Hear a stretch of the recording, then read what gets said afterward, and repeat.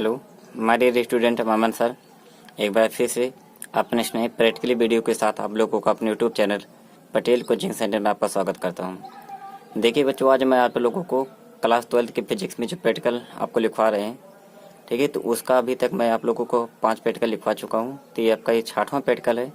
Exam में बिल्कुल practical file में आपको ऐसे ही लिखना है, ठीक है। इसको हमने इसलिए पहले आप इतनी मेहनत की है, प्रैक्टिकल फाइल में पहले हमने प्रैक्टिकल को लिखा है पूरा रीडिंग के साथ, ठीक है। तो उसके बाद आपके सामने एक पूरा प्रस्तुत किया जा रहा है, ठीक है, जिससे आपको कोई भी असुविधा ना हो, बस आपको सिर्फ यहाँ से नोट करना रहेगा, ठीक है।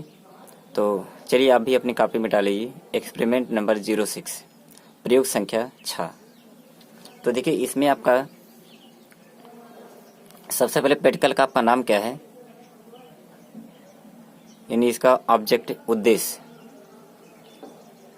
तो ऑब्जेक्ट में देखिए कहा जाएगा मीटर सेतु द्वारा प्रतिरोधों के समांतर क्रम के संयोजन के नियम का सत्यापन करना। समांतर क्रम के नियम के संयोजन के नियम का सत्यापन करना, यानी आपका प्रैक्टिकल हो गया। ऑब्जेक्ट है मीटर सेतु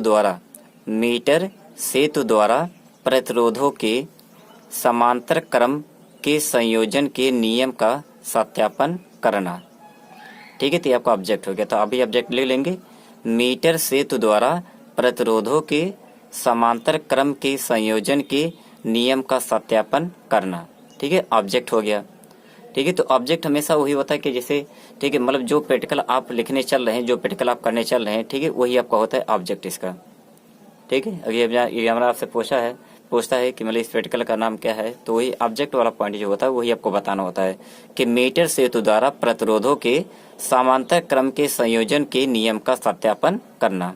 मीटर सेतु द्वारा प्रतिरोधों के समांतर क्रम के संयोजन के नियम का सत्यापन करना। एक श्रेणी क्रम होता था, तो प्रयोग संख्या 5 में हमने वही लिखवाया है। तो आपका प्रयोग संख्या आपका 6 है कि मीटर सेतु द्वारा प्रतिरोधों के समांतर क्रम के संयोजन के नियम का सत्यापन करना। अब देखिए इस प्रैक्टिकल को करने के लिए आपको किन किन उपकरणों की आवश्यकता होगी, रिक्वायर्ड ऑपरेटर्स आपके क्या क्या होंगे। तो अगली हेडिंग आपकी रहेगी आवश्यक उपकरण, रिक्वायर्ड ऑपरेटर्स। तो रिक्वायर्ड ऑपरेटर्स में देखिए आपका रहेगा पहला मीटर सेतु, फिर आपका धारा मापी, प्रतिरोध बॉक्स, लैक्लांसे सेल, प्लग कुंजी, 2 प्रतिरोध तारे तथा संबंधक तारे, ठीक है। तो मतलब रिक्वायर्ड ऑपरेटर्स में आपका हो गया आवश्यक उपकरण में मीटर सेतु। पहला क्या है मीटर सेतु, फिर आपका क्या है धारा मापी, फिर आपका क्या है प्रतिरोध बॉक्स, ठीक है। फिर अगला क्या है लैक्लांसे सेल, फिर आपका क्या है प्लग कुंजी, फिर इसके बाद आपका अगला है 2 प्रतिरोध तारे तथा संबंधक तारे, ठीक है। तो ये हो गया आपका रिक्वायर्ड ऑपरेटर्स में। तो 2 हेडिंग आपके कंप्लीट। पहला आपका ऑब्जेक्ट हो गया मीटर सेतु द्वारा प्रतिरोधों के समांतर क्रम के संयोजन के नियम का सत्यापन करना। फिर अगली हेडिंग आपका है आवश्यक उपकरण, रिक्वायर्ड ऑपरेटर्स, मीटर सेतु, धारा मापी, प्रतिरोध बॉक्स, लैक्लांसे सेल, प्लग कुंजी, 2 प्रतिरोध तारे तथा संबंधक तारे, ठीक है। तो रिक्वायर्ड ऑपरेटर्स में सबसे पहले क्या है मीटर सेतु है, फिर आपका क्या है धारा मापी है, फिर क्या है प्रतिरोध बॉक्स है, फिर क्या है लैक्लांसे सेल है, फिर क्या है प्लग कुंजी है, फिर क्या है 2 प्रतिरोध तारे तथा संबंधक तारे, ठीक है। तो ये 2 चीज आपके हो गई। अब इसके बाद देखिए अगली हेडिंग जो आपकी आएगी, ठीक है, वो रहेगा आपका सिद्धांत, प्रिंसिपल। तो यहाँ तक पूरा कंप्लीट आपका हुआ, दोनों हेडिंग। तो चलिए आते हैं सिद्धांत की तरफ।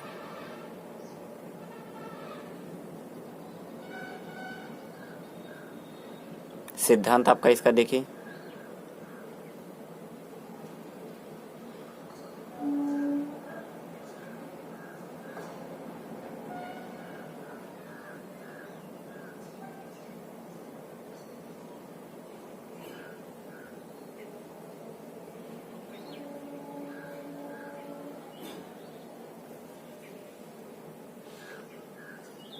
हाँ, देखिए सिद्धांत प्रिंसिपल, यदि 2 प्रतिरोध R1 व R2 समांतर क्रम में जुड़े हों तो उनका तुल्य प्रतिरोध R' बराबर R1 R2 बटे R1 प्लस R2, ठीक है। ये वही सूत्र ये आपका वहीं से बना है, ठीक है, जो एक समांतर क्रम में होता है नहीं था, 1/r बराबर 1/r1 प्लस 1/r2, ठीक है, जितने रहते हैं सब 1 बटे करके जुड़ जाते हैं।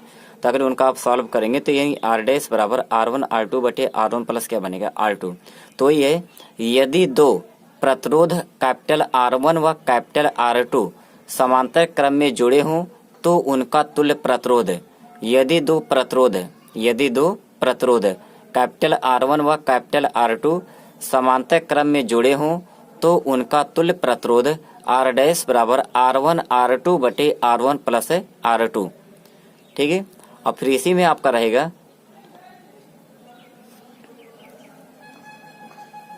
मीटर सेतु से अज्ञात प्रतिरोध का परिकलन सूत्र, मीटर सेतु से अज्ञात प्रतिरोध का परिकलन सूत्र। तो ये होता है R1 बराबर, यहाँ पर देखिए ये आपका जैसे R1 है, जब R2 ज्ञात करेंगे तो ये R2 लिख लेंगे, तो यहाँ पर हमने R1 के लिए दर्शाया है। ठीक है, तो सिंबल से मतलब नहीं, बस इसका मतलब समझना है कि मतलब कि R कहीं पर आपका R बराबर लिखा मिल सकता है। ठीक है, तो यानी R1 बराबर हो जाएगा 100 माइनस L बटे L इंटू क्या R। ठीक है, जो अज्ञात प्रतिरोध है। ठीक है, तो यही आपका है, इसमें हमने R1 माना है, तो यानी R1 बराबर, या फिर यहाँ पर कोई आप दूसरा सिंबल भी दे सकते हैं। ठीक है, RL लिख सकते हैं। ठीक है, तो R1 बराबर 100 माइनस L बटे L और इंटू क्या रहेगा R। तो सिद्धांत आपका हो गया, यदि दो प्रतिरोध कैपिटल R1 व कैपिटल R2 समांतर क्रम में जुड़े हों तो उनका तुल्य प्रतिरोध R डैश बराबर R1 R2 बटे R1 प्लस R2। फिर रहेगा मीटर सेतु से अज्ञात प्रतिरोध का परिकलन सूत्र R1 बराबर 100 माइनस L बटे L इंटू क्या R। ठीक है, तो ये आपका हो गया इसका सिद्धांत है। तो पहला आपका हो गया था यानी ऑब्जेक्ट, ऑब्जेक्ट के बाद आपका देखिए क्या गया था रिक्वायर्ड ऑपरेटर्स, रिक्वायर्ड ऑपरेटर्स के बाद अगला आपका हेडिंग क्या था सिद्धांत। तो सिद्धांत यानी प्रिंसिपल आपका हो गया, यदि दो प्रतिरोध R1 व R2 समांतर क्रम में जुड़े हों तो उनका तुल्य प्रतिरोध R डैश बराबर R1 R2 बटे R1 प्लस R2। फिर रहेगा मीटर सेतु से अज्ञात प्रतिरोध का परिकलन सूत्र R1 बराबर 100 माइनस L बटे L गुणे क्या रहेगा R, कैपिटल R। अब इसके बाद देखिए अगली हेडिंग आपकी जो आएगी वो आएगा आपका प्रेक्षण सारणी यानी ऑब्जर्वेशन टेबल। ठीक है, तो ऑब्जर्वेशन टेबल के लिए देखिए सबसे पहले कि प्रतिरोध R1 के लिए सारणी, सबसे पहले हम जो अज्ञात दो प्रतिरोध थे R1 R2, तो पहले हम R1 के लिए देखेंगे, फिर हम R2 के लिए देखेंगे, फिर हम किसके लिए देखेंगे R डैश के लिए देखेंगे। तो ऑब्जर्वेशन अगली हेडिंग है प्रेक्षण सारणी ऑब्जर्वेशन टेबल। तो प्रतिरोध R1 के लिए सारणी, प्रतिरोध R1 के लिए सारणी।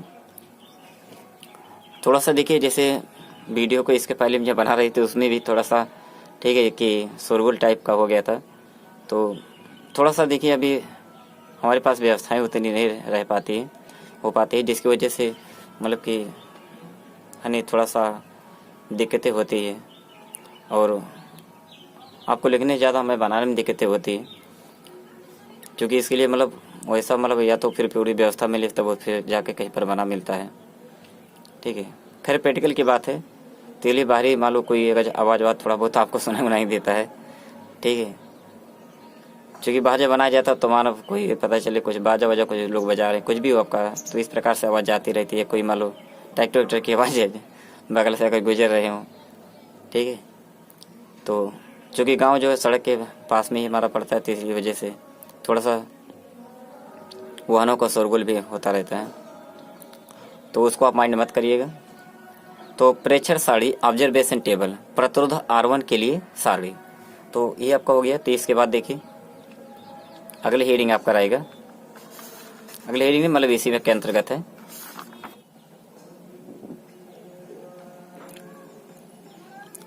हाँ, तो देखिए बच्चों इसमें प्रतिरोध R1 के लिए जो पहला आपका टेबल बनाना है, तो इसमें देखिए टेबल पहले तो थोड़ा सा टेबल को बनाने में ही मेहनत पड़ती है। तो पहला खाना रहेगा क्रम संख्या, दूसरा रहेगा ज्ञात प्रतिरोध R ओम, तीसरा रहेगा संतुलित लंबाई L1 सेंटीमीटर, अगला खाना है 100 माइनस L1 सेंटीमीटर, अगला खाना है प्रतिरोध R1 ओम, अगला खाना है माध्य प्रतिरोध R1 ओम।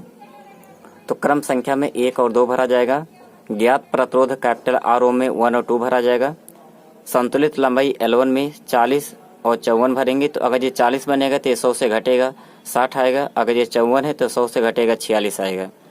यहाँ देखिए इसको कैलकुलेट करने पर 1.5 आएगा और 1.7 आएगा, इसका माध्य निकालेंगे तो 1.6 बनेगा। कितना बनेगा 1.6 ओम। तो यानी प्रतिरोध R1 के लिए टेबल जो है ये आपका कंप्लीट है। पहला खाना था क्रम संख्या, दूसरा था ज्ञात प्रतिरोध कैपिटल R ओम। तीसरा खाना है संतुलित लंबाई L1 सेंटीमीटर। अगला है 100 माइनस L1 सेंटीमीटर। अगला है प्रतिरोध R1 ओम। अगला है माध्य प्रतिरोध R1 ओम। तो क्रम संख्या में 1 और 2 भरा गया। इसमें ज्ञात प्रतिरोध R ओम में 1 और 2 भरा गया। संतुलित लंबाई 40 और 54 तो हो गया 60 और 46। 1.5 आएगा, 1.7 आएगा, इधर आपका 1.6 है। इसके बाद देखिए अगला प्रतिरोध R2 के लिए, ये प्रतिरोध R1 के लिए था, अब किसके लिए? प्रतिरोध R2 के लिए। तो अगर प्रतिरोध R2 के लिए आएंगे तो वही आपका फिर टेबल, क्रम संख्या ज्ञात प्रतिरोध कैपिटल R ओम, संतुलित लंबाई आपकी स्मॉल L2 सेंटीमीटर, ये हो जाएगा 100 माइनस L2 सेंटीमीटर, ये हो जाएगा प्रतिरोध R2 ओम, ये हो जाएगा माध्य प्रतिरोध कैपिटल R2 ओम। यानी जो टेबल ऊपर बना था समझो वही टेबल एकदम है। ठीक है, यहाँ सब पूरा सेम है, बस यहाँ L1 के स्थान पे इसमें L2 हो गया। इसमें देखिए 100 माइनस L1 तो 100 माइनस L2, यहाँ R1 है तो यहाँ R2 हो गया, यहाँ पर भी R1 है तो यहाँ पे क्या हो गया? R2। बाकी पूरा एकदम टेबल आपका वही है, उसमें कोई परिवर्तन आपका नहीं है। अब देखिए इसी रीडिंग में अंतर आपका थोड़ा बहुत आएगा। तो इसमें देखिए जो पहला आपका भरा जाएगा क्रम संख्या में, यहाँ भी है 1 और 2। इसमें देखिए ज्ञात प्रतिरोध R ओम में 1 और 2 ही रहेगा।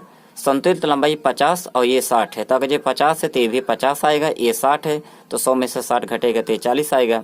कैलकुलेट करने पर इसका मान 1 आएगा और यहाँ पर 1.33 आएगा और यहाँ पर 1.16 आएगा।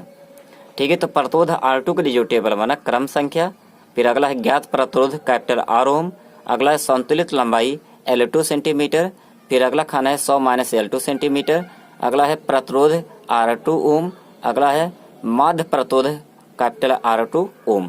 क्रम संख्या में 1 और 2 भरेंगे, ज्ञात प्रतिरोध कैपिटल R ओम में 1 और 2 भरेंगे, संतुलित लंबाई L2 सेंटीमीटर 50 और 60 भरेंगे, तो इसमें 50 और 40 हो जाएगा।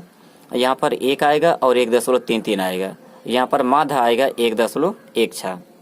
तो ये हो गया आपका प्रतिरोध R2 के लिए। अब ऐसे ही हम लोग चलेंगे प्रतिरोध R डैश के लिए। किसके लिए?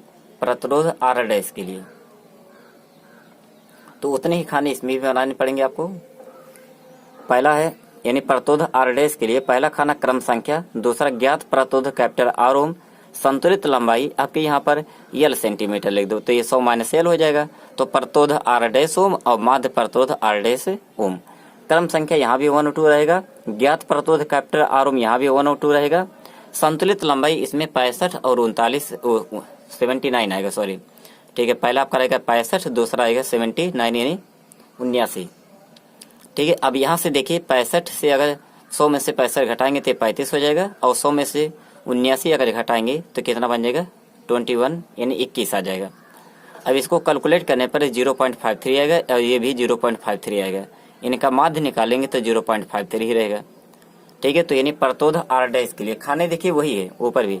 पहला खाना क्रम संख्या जैसे ऊपर दोनों सारणी बनाया गया, फिर अगला ज्ञात प्रतिरोध कैपिटल R ओम, ये भी ऊपर वाले में भी सेम था। संतुलित लंबाई पहले वाले में L1 था, दूसरे में L2, यहाँ पर क्या है L। और देखिए 100 माइनस पहले में L1 था, यहाँ वो दूसरे में L2 था, यहाँ पर क्या हो गया L सेंटीमीटर। प्रतिरोध R डैश ओम, माध्य प्रतिरोध R डैश ओम। ठीक है, क्रम संख्या में 1 और 2 भरा गया, ज्ञात प्रतिरोध कैपिटल R में 1 2 भरा गया, संतुलित लंबाई हमने 65 और 79 भरा गया, फिर ये 65 हो 21 आ जाएगा, 0.53 माध्य निकालेंगे तो 0.53 आएगा। ठीक है, तो ये देखिए तीनों टेबल आपके कंप्लीट है। ठीक है, पहले आपका प्रतिरोध R1 के लिए, फिर आपका प्रतिरोध R2 के लिए, फिर आपका प्रतिरोध R डैश के लिए। ठीक है, तो पहले तीनों टेबल आप कंप्लीट कर लीजिए, क्योंकि टेबल को बनाने ही इसमें सबसे बड़ी मेहनत होती है, टेबल को ही बनाना।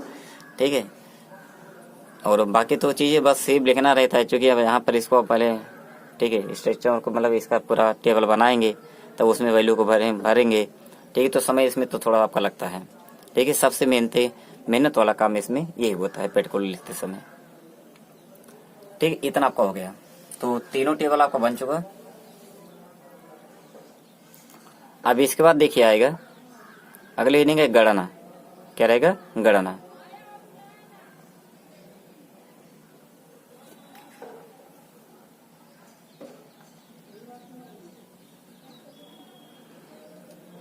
गणना में देखिए प्रतिरोध R1 के लिए पहले हम चलेंगे प्रतिरोध R1 के लिए, फिर प्रतिरोध R2 के लिए, फिर प्रतिरोध R डैश के लिए। तो पहले रहेगा प्रतिरोध R1 के लिए सूत्र R1 बराबर R ब्रैकेट में 100 माइनस L1 बटे L1 से। R1 बराबर R ब्रैकेट में 100 माइनस L1 बटे L1 से। ठीक है, जब R2 वाले निकालेंगे तो यहाँ पर R2 बराबर R 100 माइनस L2 बटे L2 से। R डैश निकालेंगे तो R डैश बराबर R 100 माइनस यहाँ पर L हो जाएगा बटे L ना, इतना आपका हो जाएगा से। तो ये नहीं आपका ये हो गया प्रतोद R1 के लिए सूत्र आपका ये लगाया जाएगा, ये आपका देखिए सूत्र लिखा गया। अब इसके बाद देखिए सबसे पहले हम R1 के लिए प्रथम परीक्षण देखेंगे, फिर द्वितीय परीक्षण देखेंगे। तो देखिए प्रथम परीक्षण से क्या बनेगा,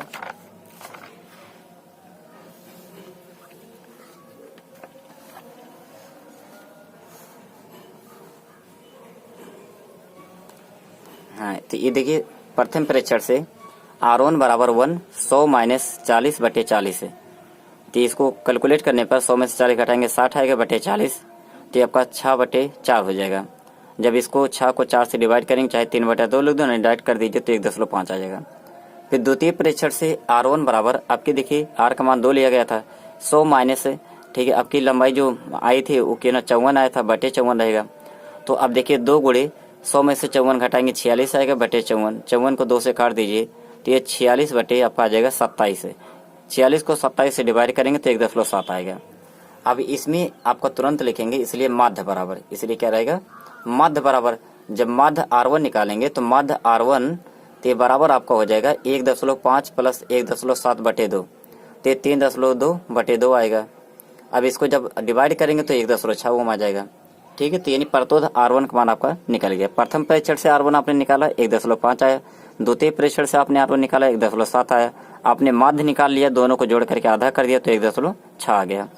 ठीक है, तो प्रतोद R1 का मान आपका निकल गया। तो इतना पहले कंप्लीट कर लीजिए। ठीक है, गणना में गणना वाला काम आप जब भी गणना और चित्र, गणना देखिए सादे पेज पर भी कर सकते हैं या जैसा आपका स्पेस हो, बाकी चित्र वाला जो काम होगा वो तो हमेशा सादे पेज पर ही करेंगे। तो गणना आप खाने वाले पाए मतलब पेज पे भी कर सकते हैं और सादे वाले भी कर सकते हैं। ठीक है, जैसा आपका स्पेस हो, जैसा आपकी सुविधा इस पे है, उसमें दिक्कत आप करेंगे। अब इसके बाद देखिए अगला आपका आएगा प्रतोद R2 के लिए। किसके लिए, प्रतोद R2 के लिए।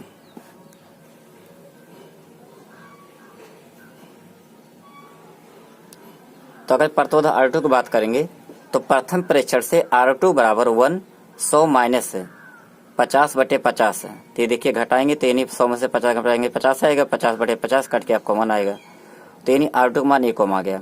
द्वितीय परीक्षण से देखेंगे R2 बराबर 2 100 माइनस 60 बटे 60 है, तो बराबर 2, यहाँ पर 100 में से 60 घटाएंगे 40 बटे 60 आएगा। तो अभी देखिए हो जाएगा 0 0 काट दो, 4 दुनिया 8 बटा 6, तो 8 बटा 6 को आप ले सकते हैं 4 बटा 3, 4 को अगर 3 से डिवाइड करेंगे तो 1.33 आएगा। ठीक है, तो यानी प्रथम परीक्षण से R2 का मान 1 ओम आ गया, द्वितीय परीक्षण से R2 का मान 1.33 आ गया। ठीक है, जब ये दोनों मान आपके आ जाएंगे तो इसके बाद आप तुरंत क्या करिएगा, इनका माध्य निकालिएगा। क्या निकालिएगा, माध्य। तो माध्य बराबर आपका क्या हो जाएगा, माध्य जो हो जाएगा यानी पहला जितना आया था R2 का मान और जितना बाद में आया है तो 1 प्लस 1.33 बाई 2, तो इनको जब 1 में 1.33 जोड़ेंगे तो आपका 2.33 आएगा बटे 2। अब इसको 2.33 को अगर 2 से डिवाइड करेंगे तो 1.165 आएगा, तो इसको बराबर हम से वेतन ले सकते हैं 1.16। ठीक है, तो यानी प्रतोद R2 के लिए प्रथम परीक्षण से R2 का मान 1 ओम, द्वितीय परीक्षण से R2 का मान कितना है 1.33 ओम। जब आप इन दोनों का आपने इसका माध्य निकाला, ठीक है, तो माध्य निकाल के देखिए 1.16 यानी R2 का मान 1.16 ओम आ गया। ठीक है, तो ये तो हो गया आपका प्रतोद R2 का मान। अब ऐसे हम लोग चलेंगे प्रतोद R डैश के लिए। किसके लिए, प्रतोद R डैश के लिए। तो देखिए प्रतोद R डैश के लिए कितना पूरा कंप्लीट करिए पहले।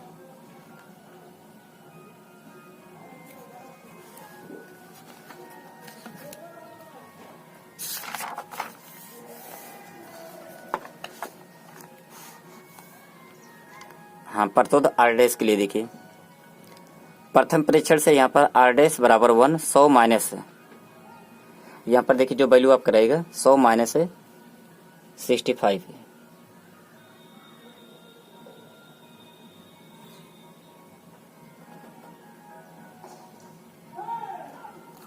ठीक है, 100 माइनस 65 बटे 65, तो ये आपका आएगा 100 में से 65 घटाएंगे तो 35 बटे 65 आएगा। 35 को अगर 65 से डिवाइड करेंगे 7 बटे 13, पहले एक बार काट दीजिए 5 से, अब 7 को अगर 13 से डिवाइड करेंगे 0.53 आएगा। ठीक है, तो ये प्रथम परीक्षण से आ गया। ऐसे अगर द्वितीय परीक्षण से जब चलेंगे तो r डैश बराबर 2, 100 माइनस है, यहाँ पर देखिए 79 था बटे 79, तो बराबर आपका 2, यहाँ देखिए 100 में से अगर 79 घटाएंगे तो यानी 21 आएगा बटे 79। अब देखिए यहाँ पर पहले 21 से 2 में गुणा कर दीजिए तो 42 बटे 79, 42 को यदि 79 से डिवाइड करेंगे 0.53 आएगा। तो यानी प्रतोद r डैश के लिए प्रथम परीक्षण से r डैश का मान 0.53 आ गया, द्वितीय परीक्षण से r डैश का जो मान आया ये 0.53 ये भी आ गया। अब इसके बाद आप क्या करेंगे, इसका माध्य निकालेंगे। क्या निकालेंगे? माध्य। तो जब इसका माध्य देखो निकाला जाएगा तो r डैश बराबर हो जाएगा 0.53 प्लस 0.53/2, तो जोड़ने पाएगा 1.06 से, तो 1.06 से जब इसको आप 2 से डिवाइड करेंगे तो 0.53 अगेन आपको वही मिल जाएगा। तो यानी r डैश का मान देखिए जो निकल गया 0.53 ओम। कितना गया? 0.53। तो प्रतोद r डैश के लिए ठीक है, प्रथम परीक्षण से इसका मान 0.53 आया, द्वितीय परीक्षण से भी इसका मान 0.53 आया, तो आपने इसका फिर क्या निकाला? माध्य। ठीक है, दोनों परीक्षणों को जितना आया था दोनों परीक्षण से मान उनको जोड़ करके आधा करेंगे तो ये भी मान आपका 0.53 में आया। ठीक है, 0.53 ओम आ गया। तो ये हो गया प्रतोद r डैश का मान।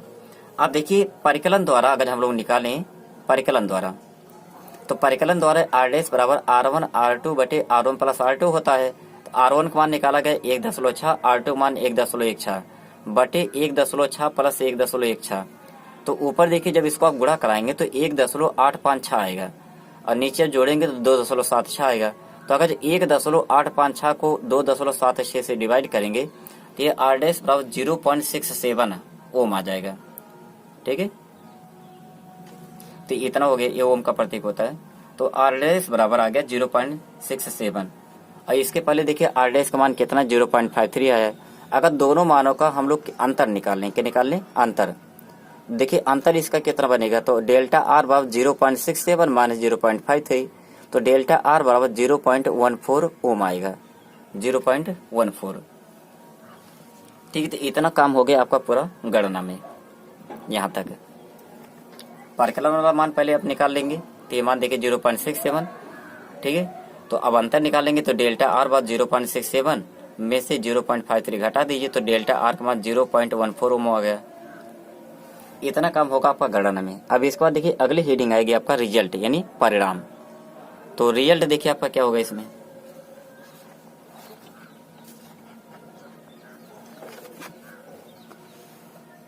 अगले प्रैक्टिकल की देखो तैयारी हो रही होगी।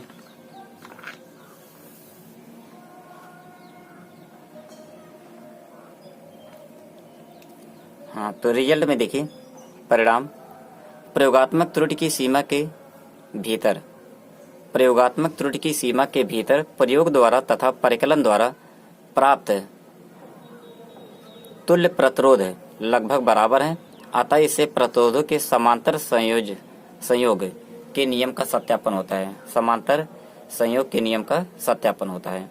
यही प्रयोगात्मक त्रुटि की सीमा के भीतर प्रयोग द्वारा प्राप्त मान जो है और परिकलन द्वारा प्राप्त मान जो है ये दोनों लगभग बराबर हैं। ठीक है, इससे प्रतिरोधों के समांतर संयोग के नियम का क्या होता है? सत्यापन होता है। क्योंकि जो दोनों वैल्यू जो निकाली गई थी वो लगभग ठीक है मतलब एक दूसरे के बराबर ही आया था, कोई विशेष ज्यादा अंतर दोनों में नहीं आया था। ठीक है, अब देखिए इसमें अगली हेडिंग आती है सावधानी प्रिकॉशंस, कि प्रैक्टिकल को करते समय हमें कौन कौन सी सावधानियां बरतनी पड़ेगी। तो इसमें देखिए सबसे पहले तार में अधिक देर तक धारा प्रवाहित नहीं करनी चाहिए, क्योंकि तार के गर्म होने से उसका प्रतिरोध बदल जाएगा। यानी हमें तार में बहुत ज़्यादा समय तक धारा का प्रवाह नहीं करना चाहिए, क्योंकि अगर बहुत ज़्यादा समय तक धारा का प्रवाह करेंगे तो इससे तार आपका हीट हो जाएगा, और अगर तार हीट हो जाएगा तो यानी जो रेजिस्टेंस होता है ये टेम्परेचर पर डिपेंड करता है, यानी निर्भर करता है। ठीक है, तो तार के गर्म होने से उसका प्रतिरोध क्या होगा? बदल जाएगा। दूसरा है सेल के साथ है कुंजी का प्रयोग करना चाहिए, जिससे अनावश्यक धारा प्रवाहित ना हो। मतलब हमें क्या करना है, सेल के साथ कुंजी का प्रयोग करना चाहिए। ठीक है, कुंजी का प्रयोग करने से अनावश्यक धारा का प्रवाह नहीं होता है। ठीक है, तो आपका द्वितीय आपका सावधानी में होगी कि सेल के साथ कुंजी का प्रयोग करना चाहिए, जिससे अनावश्यक धारा प्रवाहित ना हो। तीसरी सावधानी देखिए इसमें क्या है, जाके को तार पर दबाकर नहीं सरकाना चाहिए, अन्यथा तार का व्यास बदल सकता है। यानी जाकी को जो तार पे सरकाया जाता है तो उसको बहुत दबाकर नहीं सरकाना चाहिए। ठीक है, क्योंकि अगर ऐसा हम करते हैं तो इससे तार का व्यास बदल सकता है। ठीक है, इसमें सावधानी का पॉइंट आप 3 ही इसमें रहेंगे। तो इतनी आपके पूरा कंप्लीट है 60वां प्रैक्टिकल आपका। तो यहाँ तक आप पूरा कंप्लीट कर लीजिए। इसके पहले 5वां आप कंप्लीट कर ही चुके होंगे, तो ये उसी का आगे आपका 60वां प्रैक्टिकल भी आप इसे पूरा कंप्लीट करेंगे। ठीक है।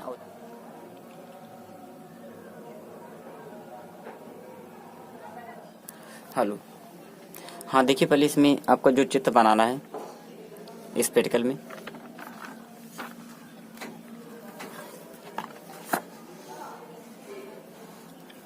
तो देखिए पहला चित्र इसका है। तो ये चित्र अगर आप नहीं बनाएंगे तब भी चलेगा, कोई दिक्कत नहीं है। ये जब प्रैक्टिकल आप करेंगे तो उपकरणों को आप को इसी सिस्टम्स के साथ पूरा व्यवस्थित करना होगा, जोड़ना होगा। तो ये देखिए लैक्लांसे सेल है, ये धारा मापी है, पलक कुंजी के है, प्रतिरोध बॉक्स मीटर सेतु है। यहाँ देखिए दोनों जो प्रतिरोधक तार होते हैं इस प्रकार से यहाँ पर लगाए जाते हैं। ठीक है, पूरा मीटर सेतु है। ये कहते हैं पलक कुंजी होती है। ठीक है, और ये आपका क्या धारा मापी है, लैक्लांसे सेल है, प्रतिरोध बॉक्स है। तो इसका ये पहला चित्र रहेगा। और इसका देखिए दूसरा चित्र जो आपको बनाना है, इसको तो बना ही लेंगे। इसका दूसरा चित्र है, पूरा एक बार देख लीजिए, पूरे स्पष्ट एकदम।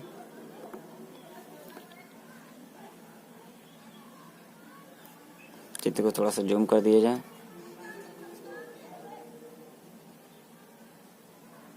इससे ज़्यादा स्पष्ट तो आपको ऐसे है।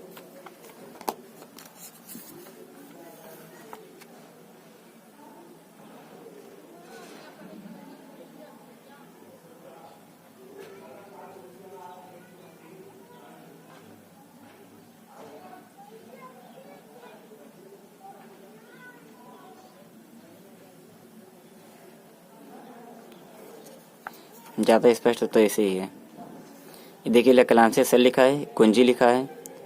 यह R बराबर R1 R2 बटे R1 plus R2। R1 R2 है प्रतिरोध तारे, संट है, प्रतिरोध बॉक्स। ये R डैश आपका यहाँ पर देखिए लिखा गया है। मीटर पैमाना 10 20 30 40 50 60 70 80 90 100 है। यहाँ देखिए A है, B है, AC है, इधर का P लिखा है, इधर का Q लिखा गया है, 100 माइनस L। यहाँ पर देखिए L डैश से लिखा गया है। इस प्रकार से पूरा टीवी चित्र आपको बना लेना है। तो ठीक है बच्चों, हम फिर मिलेंगे अपने अगले नए प्रैक्टिकल वीडियो के साथ। और हाँ, एक चीज़, जैसे जो भी बच्चे हमारे चैनल पर नए हैं, ठीक है, तो आप चैनल को सब्सक्राइब कर लीजिए और वीडियो को शेयर करिए, लाइक करिए। आपसे और कुछ नहीं मांगा जा रहा है, क्योंकि आप समझ सकते हैं कि जो कि जब प्रैक्टिकल को हम यहाँ पर प्रैक्टिकल फाइल में खुद लिख करके रीडिंग पूरा नोट करके फिर आपके सामने प्रस्तुत करते हैं तो कितनी मेहनत पड़ती होगी। ठीक है, तो इसलिए बस आपसे एक ही सहयोग मांगा जा रहा है कि आप मतलब चैनल पे अगर नए हो तो उसे आप सब्सक्राइब करिए, वीडियो को लाइक करिए, अपने जितने भी फ्रेंड सर्किल में जितने भी व्हाट्सएप ग्रुप सब है वहाँ पर भी आप भेजिए अपने वीडियो को। ठीक है, और उसके बाद अपने वीडियो को, ठीक है, मतलब चैनल को सब्सक्राइब करने के लिए बोलिए अपने फ्रेंड सर्किल में जितने आपके दोस्त यार हों, ठीक है, सबसे चैनल को सब्सक्राइब करवाइए। इससे हमारा भी मनोबल बढ़ता है, लगता है कि अगर हम मेहनत कर रहे हैं तो हमारा मेहनत सार्थक हो रहा है। ठीक है, बाकी आपसे कुछ रुपया पैसा नहीं मांगा जा रहा है। तो ये क्योंकि जब आप ऐसे मतलब सब्सक्राइबर की संख्या बढ़ती है, ठीक है, तो इससे हमारा भी एक मनोबल बढ़ता है कि चलो कम से कम यानी बच्चे हमारा सहयोग कर रहे हैं। तो इसलिए मतलब चैनल पे, ठीक है, सब्सक्राइबर आप बढ़वाइए। तो ठीक है, हम फिर मिलेंगे अपने अगले नए वीडियो के साथ। तब तक के लिए बाय।